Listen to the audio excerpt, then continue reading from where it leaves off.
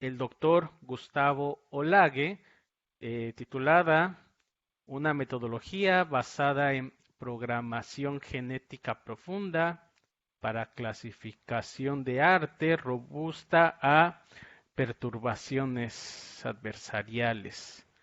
Eh, Le cedo la palabra al doctor Gustavo para que nos comparta su charla. Muchas gracias, Hussein. Bueno, el día de hoy les voy a platicar de este trabajo. Es un trabajo que estamos haciendo en colaboración con la Universidad Autónoma de San Luis Potosí. Este, pero para que se entienda mejor, voy a platicar un poco acerca de mi proyecto de investigación y digamos que se entienda dónde está la contribución, ¿no? Entonces, recordando un poco acerca de la inteligencia artificial, que hoy es el tema más de moda, ¿no? Bueno, yo quiero recordar a Arturo Rosenblatt, que fue el pionero de la cibernética, y la cibernética es, digamos, como el antecesor, podríamos decir, más temprano a estas cuestiones de la inteligencia artificial en la era moderna, ¿no? Bueno, en las ciencias de la computación todos conocemos a Alan Turing, pero creo que también es importante mencionar a Neumann, a von Neumann. Sobre todo, digo, los que somos ingenieros electrónicos, es alguien que sí recordamos. En la inteligencia artificial hay una serie de personas. Esta fotografía es icónica y dentro de estas personas podemos encontrar a John McCarthy, que realmente, pues estas personas desde los 50 trataron de crear esta disciplina de las máquinas que piensan, ¿no? Y cómo diferenciarse precisamente de disciplinas como la cibernética o la teoría de autómatas o información o sistemas de información compleja, ¿no? Entonces McCarthy fue quien pues decidió organizar y clarificar esto, desarrollando estas ideas y escogió el nombre de inteligencia artificial. Ahora, ¿por qué esta persona es importante para mí? Bueno, porque él fue, entre muchas otras cosas, quien inventó un lenguaje de programación que se llama Lisp, que es el segundo más antiguo después del Fortran en la inteligencia artificial. Mi doctorado yo lo hice en un problema, digamos, de inteligencia artificial dentro de un grupo de visión por computadora muy famoso, y mi asesor fue el profesor Roger Moore. Eh, Él tenía un grupo pionero en lo que era la geometría proyectiva, en la visión por computadora, y él es ampliamente reconocido por la introducción de lo que se conoce como la teoría de descriptores invariantes locales para el reconocimiento de objetos. Ahora, mi trabajo yo lo hice en un método muy famoso que se llama el método Bundle. Esto es en fotogrametría. Particularmente, yo mis estudios los pasé a analizar el trabajo de este señor Dwayne Brown. Y como producto de esto, a mí me dieron un reconocimiento por la Sociedad Estadounidense de Fotogrametría y Teledetección. Y el problema es de vital importancia porque digamos que es un problema de inteligencia artificial. Eh, La inteligencia artificial es algo difícil porque en realidad no existe ninguna teoría acerca de ella. Hay teorías en otras disciplinas que se amoldan, pero en realidad no es una cuestión muy difícil de explicar, ¿no? Eh, yo pongo un poquito estos pensamientos. Eh, Aquí hay tres cosas que quisiera mencionar. O sea, digamos que se dice, hay gente que dice que la ingeniería, un científico puede descubrir una nueva estrella, dice, pero no puede hacer una. O puede preguntarle a un ingeniero cómo hacerlo, ¿no? Ahora, la arquitectura comienza donde la ingeniería termina. Entonces, algo así, a donde voy es, que uno no puede cambiar algo tratando de pelearse con la realidad. Para cambiar algo hay que construir un nuevo modelo que haga que los modelos actuales sean obsoletos. Entonces, en ese caminar, pues está una parte que a mí me interesó desde estudiante que conocí en Estados Unidos, que son los algoritmos genéticos. De esto está el trabajo de Holland, que es el padre de los algoritmos genéticos, y uno de sus estudiantes, John Cosa, que es como se conoce como el padre de lo que se conoce como la programación genética. Ahora, alguien importante para mí es, como les digo, mi trabajo lo hice en geometría de la visión, pero digamos que también hay un antecedente más importante para la visión por computadora, que es el trabajo de este señor, David Mark, que murió bastante joven, y él era un neurocientífico. Entonces, podríamos preguntarnos si realmente esta parte de la inteligencia artificial es visión por computadora o neurociencias computacionales. El libro de David Mark, que se escribió de manera póstuma, tiene un aspecto, como lo pueden ver aquí, de cómo explica que en el cerebro existe una parte en la corteza visual que ejecuta una transformación, digamos, que se conoce como el laplaciano del gaussiano. O sea, esto a mí me llamó mucho la atención porque podemos ver cómo una estructura fisiológica puede eh, recrear una operación matemática. De aquí a mí me interesó estudiar más acerca del cerebro desde el punto de vista de la computación, entendiendo que existen dos rutas, la ruta del dónde y la ruta del qué. Ajá. Y esto nos llevó a crear un nuevo paradigma que le llamamos programación de cerebros o programación cerebral. Y este nuevo paradigma o metodología intenta construir un camino para, digamos, tratar de afrontar problemas de visión por computadora y problemas de reconocimiento de patrones. Entonces, la idea es tratar de responder qué es lo que significa ver, como digamos lo diría Aristóteles. Que sería conocer lo que es y dónde está a través de la mirada, ¿no? Entonces, en otras palabras, la visión es el proceso de descubrir de las imágenes lo que está presente en el mundo y dónde está. Entonces, aquí hay dos cosas muy importantes, el qué es y el dónde está. Aristóteles ya lo decía.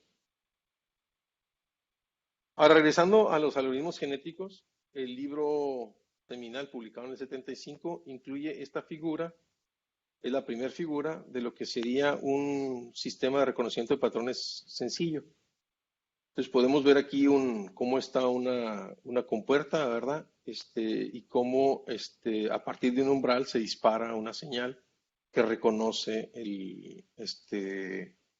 digamos, a través de un arreglo de sensores lo que está en una escena.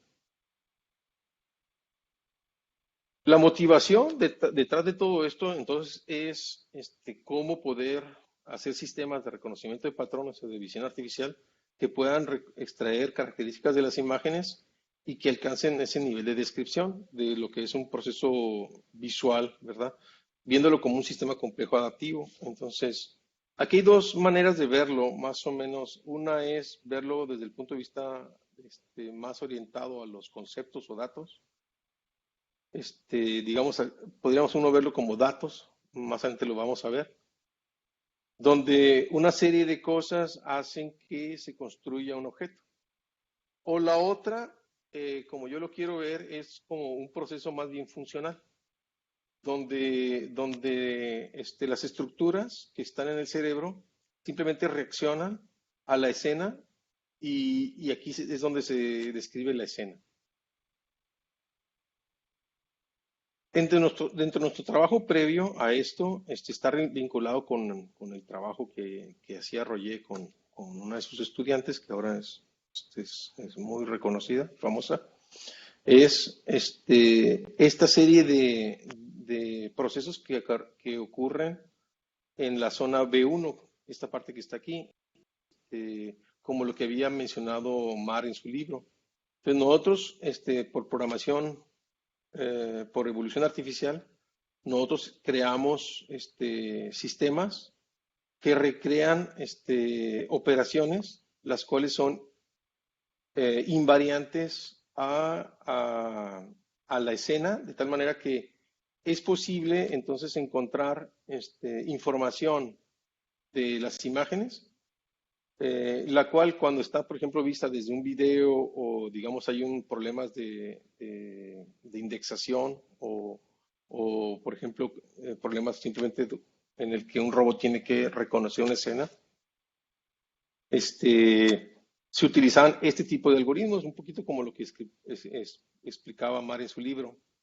Pero los algoritmos que se usan están hechos por personas. Entonces, la contribución más importante es hablar de que estos algoritmos se pueden construir de manera automática.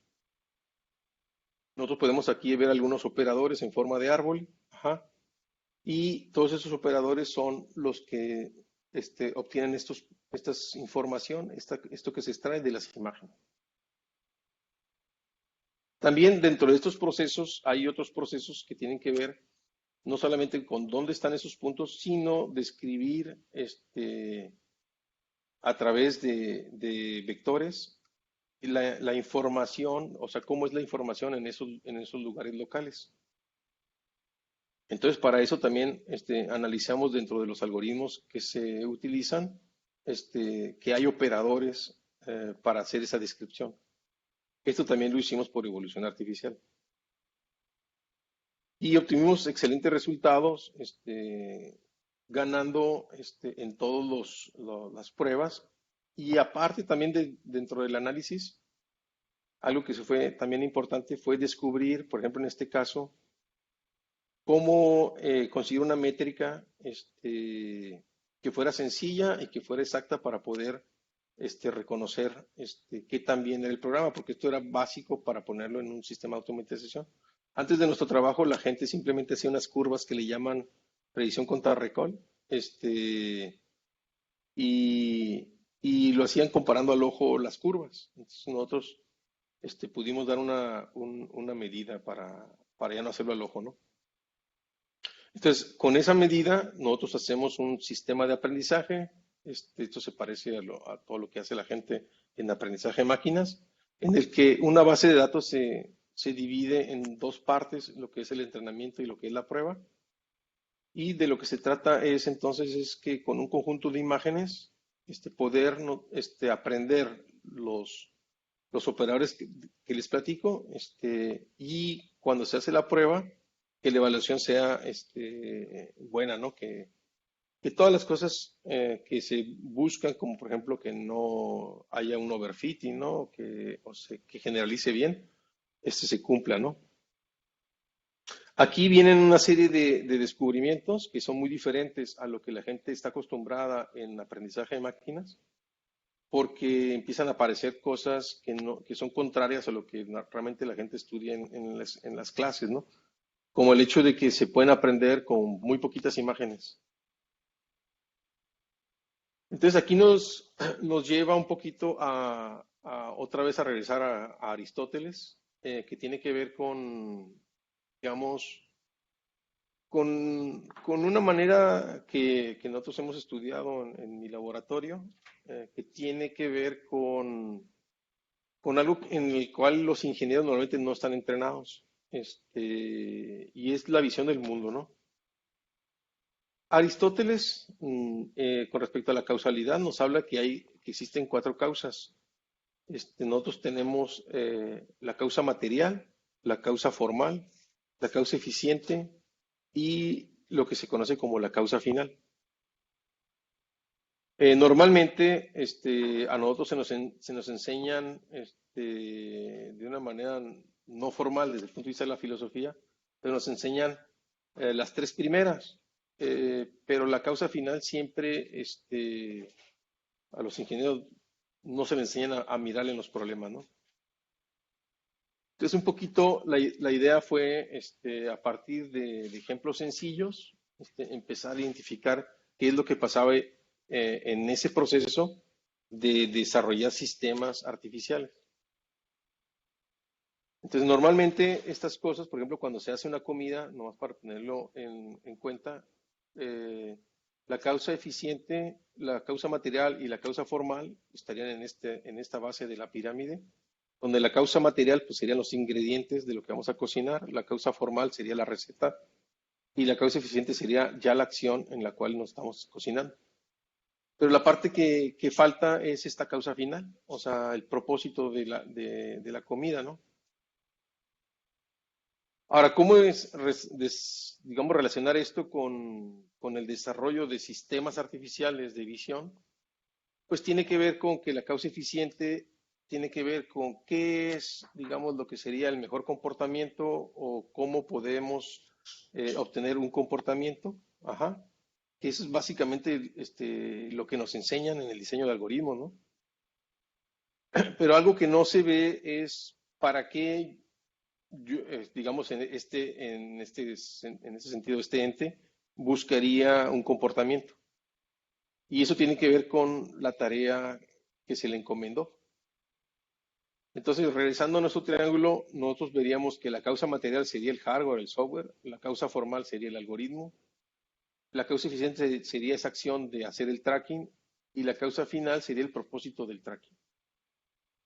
Entonces, cuando vemos el diseño de algoritmos desde este punto de vista, la causa final nos hace alusión a que si yo hago un sistema, el sistema debería de poderse implementar no nada más a través de lo que se estudió, sino a lo largo de otro tipo de problemáticas, sin que eso cambiara, ¿no?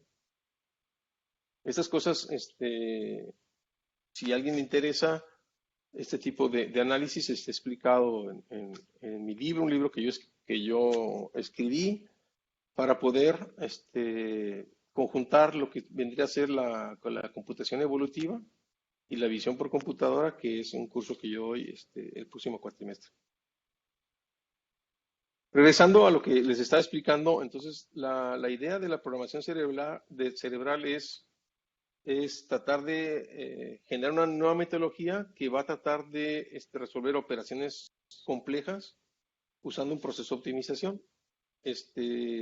Las operaciones, vamos a ver que están organizadas en un proceso jerárquico, organizado en niveles o capas. Y aquí lo que nosotros podemos ver es cómo se construye una representación visual, ajá, pero a partir de puras funciones matemáticas. O sea, la hipótesis es entonces que el proceso se construye a través de una serie de operaciones que van a construir esa representación visual. Entonces, algo que nos llevó es a que a veces hay, bueno, que los problemas que tienen que ver digamos, dónde están las cosas, no tiene que ver con problemas de clasificación, tiene que ver con problemas digamos, de cómo extraer información y cómo combinar esa información. Entonces, esto nos lleva a una hipótesis nuestra en el que, regresando a lo que les enseñé de cómo se construye, cómo la gente quería construir, esto sería como lo del auto, ¿no? Aquí están las partes y las partes se van juntando hasta generar, por ejemplo, aquí la casa de Bovisión, ¿no? Pero nuestro enfoque no es así, nuestro enfoque está más bien bioinspirado, no es un enfoque puramente computacional, sino sería un enfoque, digamos, de neurociencias cognitivas, ¿verdad? Entonces, nosotros veríamos que hay algo que se llaman dimensiones. Dimensiones no es como lo que ven ustedes en matemáticas. Dimensiones aquí es como las partes en las cuales la información se descompone. Entonces, nosotros podemos ver dimensiones. A lo que se refiere aquí es a algo que se llama el color, la profundidad, la continuidad. Entonces, esta información se conjunta, se integra y nos da entonces la representación del objeto. Aquí lo que yo quiero resaltar es cómo entonces llegamos de la filosofía a la ingeniería, ¿verdad? Esto se parece un poco a lo que hoy está de moda, pero sí es diametralmente diferente, porque mientras que los modelos de aprendizaje profundo están orientados a datos, se construyen en base a los datos, lo que nosotros proponemos está construido a partir de mapeos de funciones. Claro, demostrar esto de una manera práctica no es una cosa evidente. Entonces, en el trabajo que les voy a enseñar, sí aporta a esta idea, ¿no?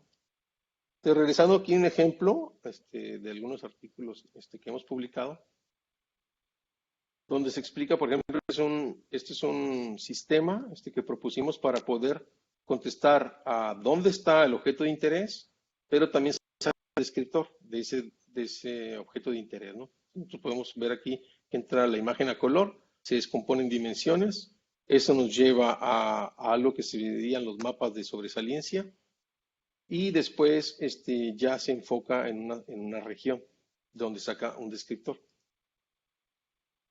Aquí la diferencia está entonces en que no nada más estamos resolviendo el problema en una imagen de dónde está una persona, sino también el sistema nos dice si es o no, por ejemplo, una persona o si es o no una bicicleta.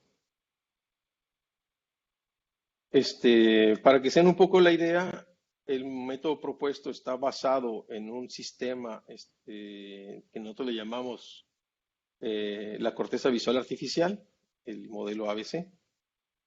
Y entonces lo podemos ver esto como una plantilla donde hay una serie de operadores que se buscan por evolución artificial para ir, digamos, rellenando estos huecos de todo el proceso completo, ¿no? Y este sería el diagrama de flujo completo del. Ahora, este sistema que está aquí se puede cambiar. Aquí hay unos resultados, de una base de datos donde nosotros resolvimos un problema que tiene que ver con la clasificación de bases de datos de arte. Nosotros utilizamos una base de datos que bajamos del sitio web Kaggle y aquí tenemos 5 clases con diferentes números de imágenes para entrenamiento y validación. Y después nosotros el resultado lo probamos en otra base de datos que bajamos de un sitio que se llama WikiArt. Entonces, estos son los resultados que nosotros obtenemos después de entrenar nuestro sistema BP y comparándolo contra AlexNet. Nosotros lo que vemos aquí es que los sistemas estos de redes neuronales, que aparte de que son mucho más complejos que el nuestro, no son robustos a ese tipo de cambios, ¿no? O sea, si yo cambio la base de datos, los resultados sufren, ¿no? Aparte de que, si ustedes pueden ver aquí el diagrama, el diagrama, digamos, se puede explicar. Uno puede ver qué es lo que está haciendo y puede uno llevar otro tipo de análisis. Ok, entonces, ¿qué preguntas es lo que les quiero compartir del trabajo que hicimos con la gente de San Luis Potosí y un estudiante que tengo, con el que trabajo, Gerardo Ibarra? Es cómo clasificar esa falta de robustez de los algoritmos actuales ante algo que se llaman los efectos de ataques adversarios, desde el punto de vista de su nivel de ejecución, ¿no? Entonces, el propósito general es proponer de una metodología que sirva como un mecanismo de defensa para mejorar esa robustez contra las perturbaciones adversarias, para de alguna manera asegurar entonces esa confianza en las predicciones. Hay una serie de objetivos específicos como analizar los problemas de los ataques adversarios, la implicación en la confianza de una imagen y los métodos de clasificación, analizar ese performance de los métodos de clasificación de imágenes y su vulnerabilidad a los ataques adversarios usando modelos del estado del arte, proponer una nueva metodología que evalúe la robustez de las perturbaciones adversarias de diferentes algoritmos de clasificación, incorporar en la metodología una característica que asegure esa confianza en las predicciones como un nuevo requerimiento en el diseño de los métodos de clasificación de imágenes y probar la metodología con métodos de clasificación del estado del arte. Entonces el problema es un problema que a mí me llama la atención. Esto lo estudié también con otro estudiante en el CICESE. Entonces es necesario tener una confianza en estos sistemas automáticos para identificar estos piezas de arte, porque son sistemas que están online. Entonces sí es necesario que los sistemas funcionen de manera confiable. El análisis de la complejidad de lo que implica esas características que se usan y las áreas tales como la identificación de artistas o la detección de obras que no son las verdaderas, ¿no? Entonces, hay tres métodos que primordialmente se usan en la clasificación de arte a través de la media, ¿no? De cómo es que se hacen estas obras. Una es a través de características hechas, diseñadas a mano, los algoritmos típicos de visión por computadora. Otro sería lo que hoy se conoce como las redes neuronales convolucionales, que está muy de moda. Y el método que nosotros estudiamos, que tiene que ver con la programación genética. Ahora, ¿qué es esto de los ataques adversarios? Bueno, estudios, después de que se estudia esta nueva manera, pronto se dan cuenta de que estos ataques adversarios plantean una problemática al aprendizaje profundo porque con pequeñas perturbaciones creadas intencionalmente puede conducir a que los clasificadores, la salida de los clasificadores sea incorrecta. Entonces, realmente se modela de esta manera en la cual la relación del aprendizaje es una relación generalmente no lineal. Y a la imagen se le agrega una perturbación. Entonces, si después de esa perturbación para un cambio ligero en la señal que sea imperceptible, lo que nosotros queremos entonces es que la función no se conserve, ¿no? Aquí lo vemos de manera más gráfica, vemos aquí lo que sería los dibujos o los grabados o la iconografía o las pinturas o las esculturas. Y en el segundo renglón nosotros vemos lo que sería, por ejemplo, ese error utilizando un ataque que está basado en el gradiente. Y la suma de estos dos es la tercera columna. Como lo ven, es imperceptible al ojo humano. Bueno, eso es un detalle, ¿no? No es tanto que sea imperceptible, lo importante es que confunda la máquina, ¿no? Porque hay que recordar que las máquinas no ven, ¿verdad? Hay toda una serie de maneras de hablar que tiene la gente que confunden a la gente que no es experta, ¿no?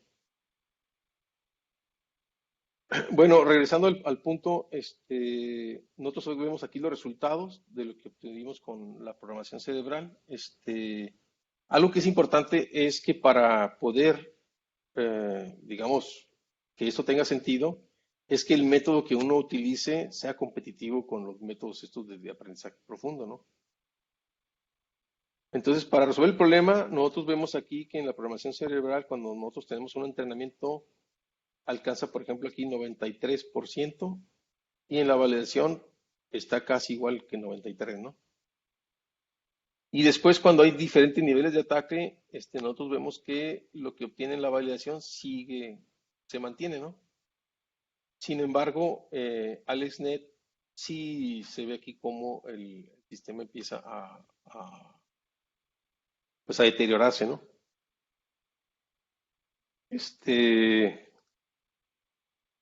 Cuando nosotros cambiamos de base de datos, esta aún es peor.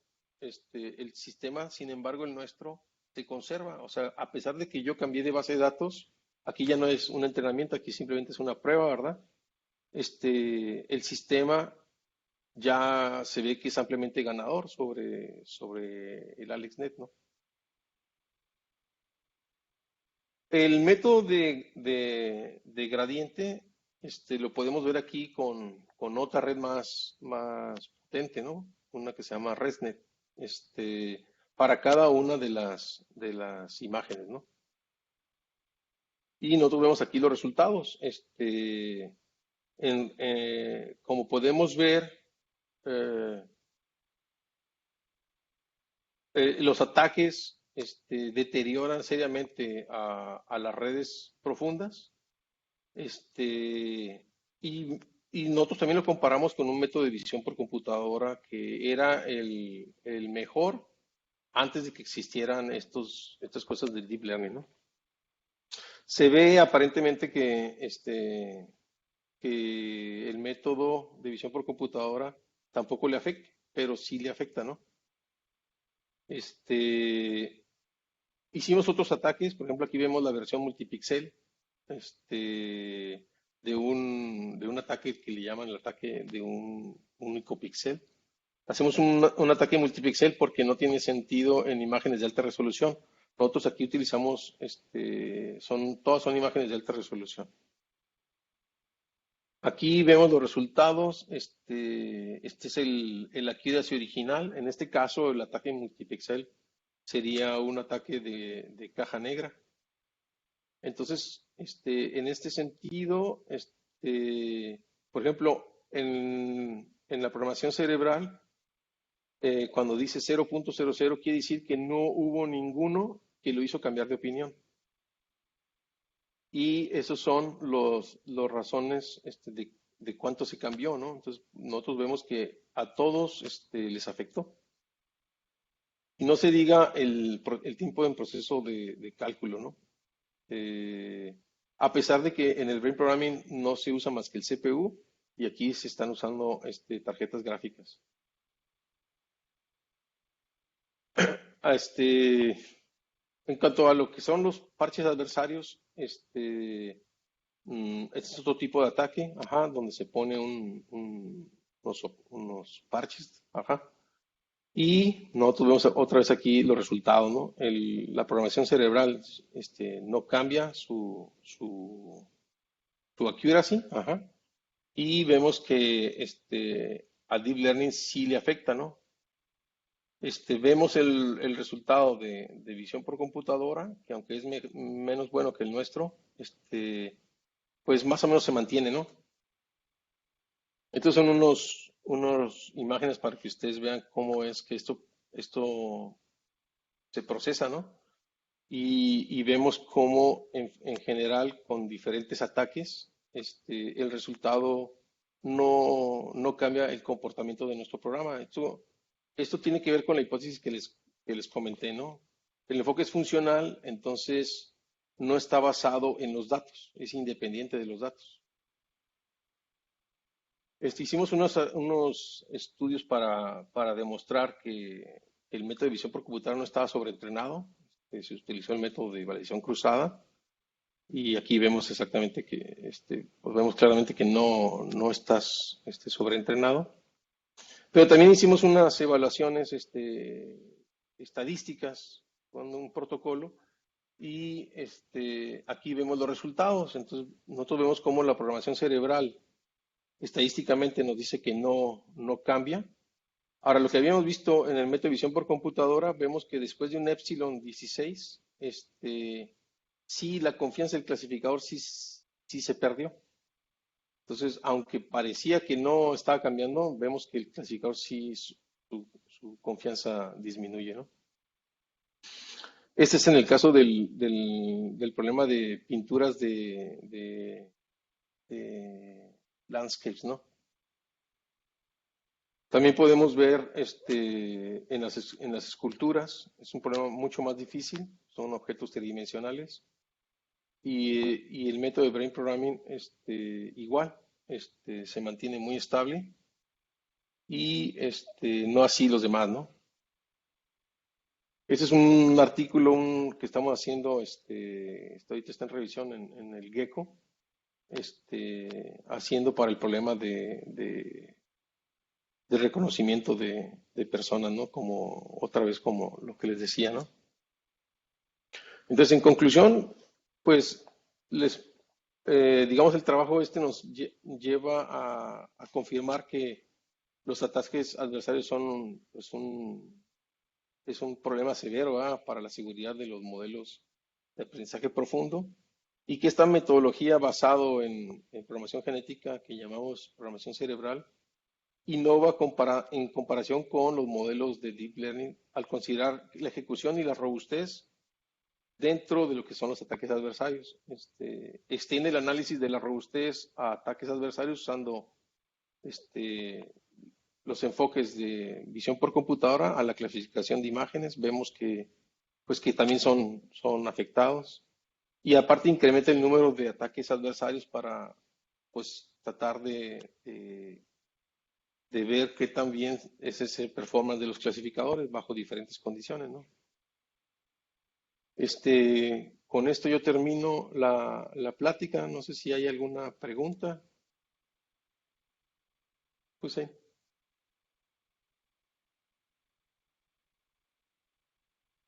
Bueno,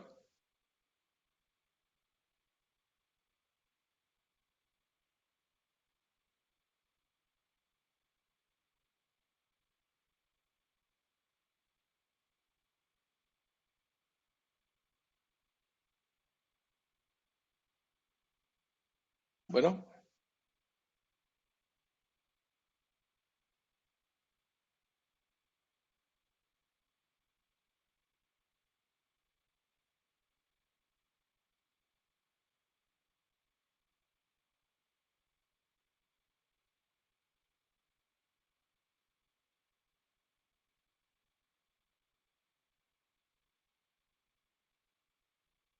bueno, yo creo que Hussein se fue. No sé si alguien quiera hacer preguntas. Sí, aquí estoy, creo. Ah, ¿qué tal? Sí. ¿Alguien tiene alguna pregunta? Ángelo, por favor. Sí, hola doctor, buenas tardes. Gracias por su plática y compartirnos su trabajo. Tengo nomás un par de preguntas. Una de ellas es, ¿existen ataques denominados black box en los que no se necesita realmente conocer el interior de una red neuronal para que funcionen? Entonces no sé si compararon su estrategia con este tipo de ataques black box. Sí, a lo mejor platico muchas cosas y es difícil seguir las ideas. O sea, lo mencioné, es el ataque multipixel, ese es un ataque tipo black box. Y se ve cómo eso los afecta y al nuestro no le hace nada, ¿no? Y aparte, pues, hay un análisis estadístico, ¿no? Al respecto. Entonces se confirma que ese tipo de ataques no le afecta a nuestra estrategia.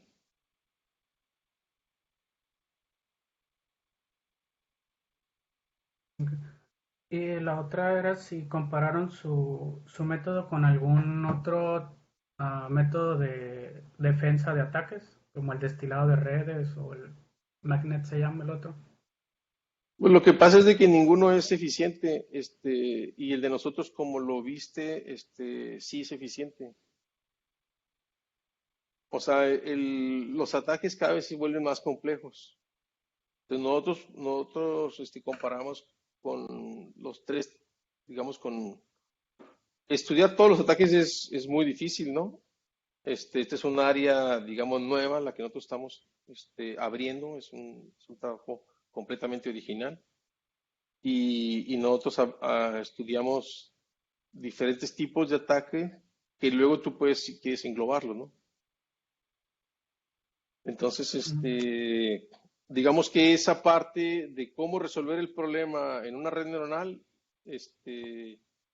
no está donde está nuestra contribución. O sea, porque entendemos que eso es inherente a cómo se hizo el diseño o sea, Es como cuando expliqué la diferencia entre lo que nosotros hacemos y lo que hace la gente eh, en el mainstream, ¿no?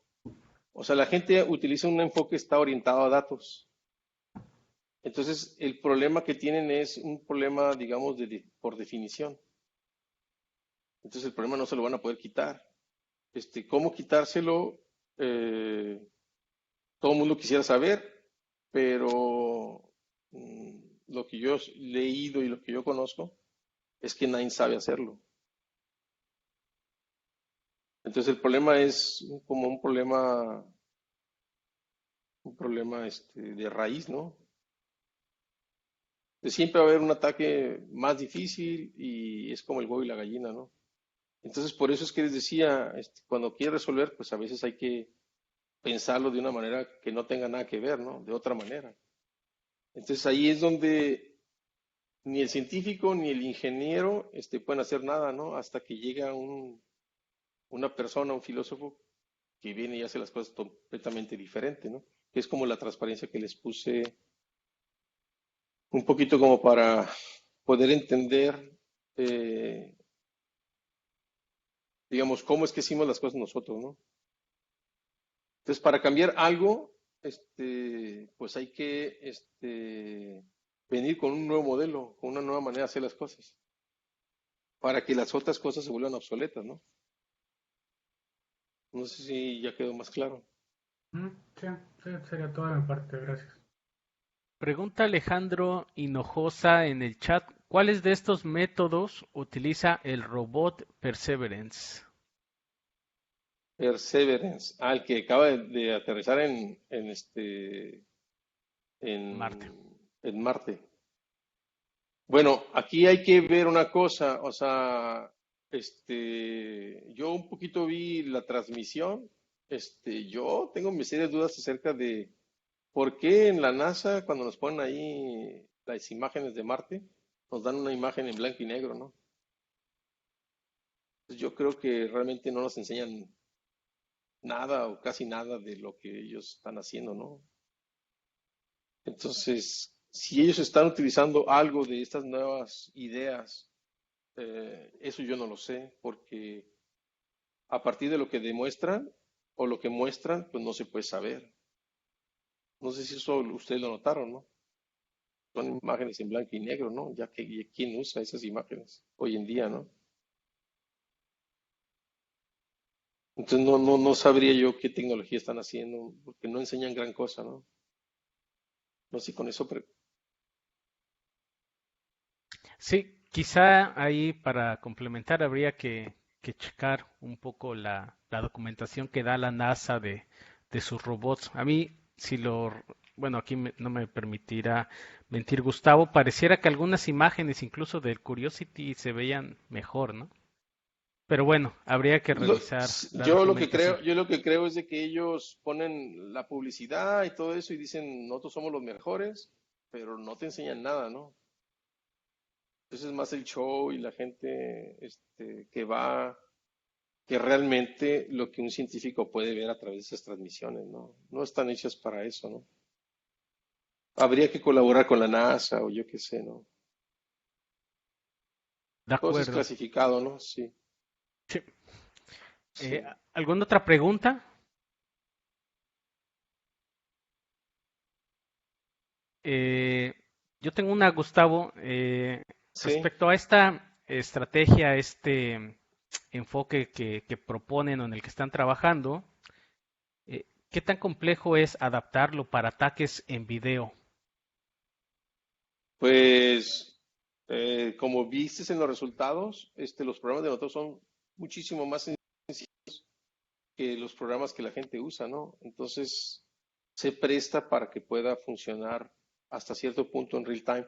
Para trabajar en video, de cualquier manera es difícil, ¿no? Porque las computadoras de hoy en día todavía no tienen esa potencia para poder hacer muchas cosas a la vez, ¿no? Sería un reto, pero nosotros ya hemos hecho adaptaciones de estos trabajos.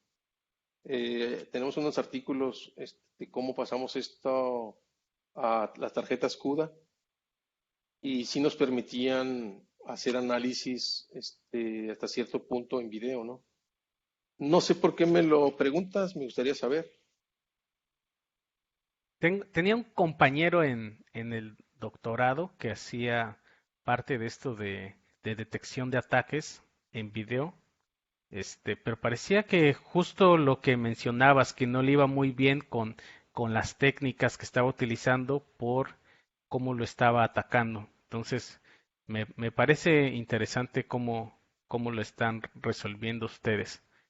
Como dices, yendo Ah, desde la raíz, ¿no? Entonces, eh, para imágenes, los resultados que muestra son muy interesantes. Entonces, quería preguntarte si ya habían explorado eso de ahora ir hacia video o qué tan complejo podría ser.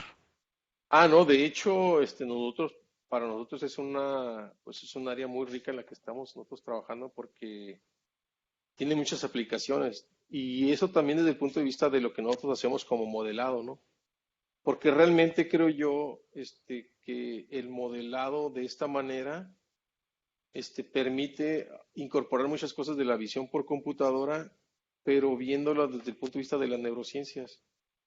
Y hay muchos problemas donde hay teoría bonita en la visión por computadora, este, pero con muchas de las veces la gente que hace visión por computadora no está tratando de estudiar un fenómeno, o sea, no están inspirados de algo biológico, no hay una fenomenología que quieran explicar. Y esto es pues es la diferencia, ¿no? Que hace todo, ¿no? Entonces, por ejemplo, el tratar con una sola arquitectura, con una sola idea, nosotros podemos resolver muchos problemas, ¿no?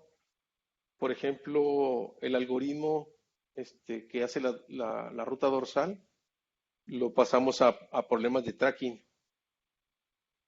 Y sin cambiar una sola línea de código, nosotros podemos resolver problemas de tracking de una manera muy diferente a como lo hace la gente que estudia el tracking, ¿no? El tracking lo estudia la gente desde el punto de vista del control. Entonces, una hipótesis básica que ellos usan es que tiene que haber una inicialización. Pero ahí es donde regresamos a lo que hablamos de la inteligencia artificial, ¿no? O sea, realmente muchas de las veces estas personas no hacen inteligencia artificial, están haciendo matemáticas aplicadas, ingeniería, otra cosa, ¿no? Luego le llaman inteligencia artificial, pero en realidad no es un problema de inteligencia artificial. En el sentido por ejemplo, como se estudia en la cibernética, ¿no? Estudiar lo que es un sistema autónomo. Entonces, aspectos como qué es la teleología, ¿no? Estas partes donde Rosenblatt, cuando les mostré al principio, pues él hablaba de esta parte filosófica, ¿no? Y que Wiener, pues le llamó la atención, ¿no? De hecho, por eso trabajaron juntos, ¿no? Y el artículo precisamente que habla sobre esta teoría de control nueva, la cibernética, pues habla de estos sistemas teleológicos, ¿no? Entonces, nosotros lo hemos visto en el sentido de que sin cambiar una sola línea de código, nosotros podemos resolver problemas, pero a través de problemáticas. O sea, podemos ver la detección y luego con la misma detección, con el mismo sistema, hacemos tracking. O con el mismo sistema, luego hacemos división tridimensional. O con el mismo sistema, ¿me entiendes? Ahorita, por ejemplo, vimos la hipótesis y vemos que son robustos y eso otra vez refuerza lo que les expliqué acerca de la visión de Aristóteles. Y es una cosa que a los ingenieros no les enseñan, lo que es la causa final. Que hay una falta de comprensión en estas cosas, ¿no? Entonces lo vemos reflejado aquí, ¿no? Vemos esto como es robusto, nos está diciendo, sí, el sistema es robusto, este, y es, digamos, resiliente, ¿no? Si lo quieres ver así, que es lo que se parece más a los sistemas naturales, ¿no? Muchas Eh, gracias. Sí, sin duda es sí. una perspectiva bastante interesante. ¿Alguien más tiene alguna otra pregunta para el doctor Olague?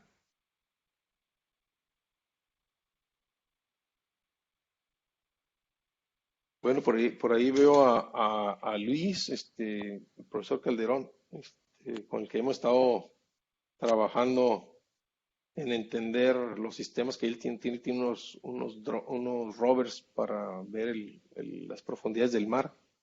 Este, Entonces, las aplicaciones de lo que hacemos nosotros son muy diversas. Pueden ser en la ingeniería, pueden ser en la biología.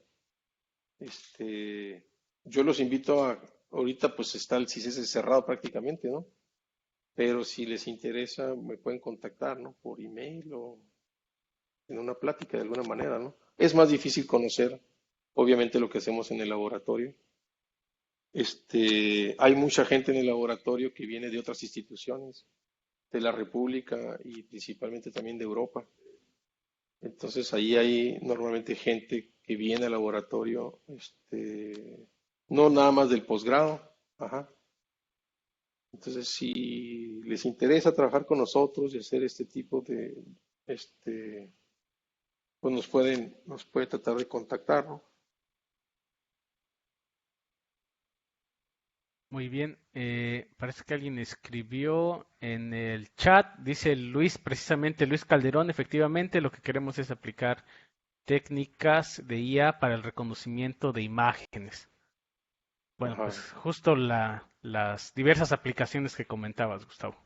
así es, sí. ¿Alguien tiene alguna última pregunta o comentario?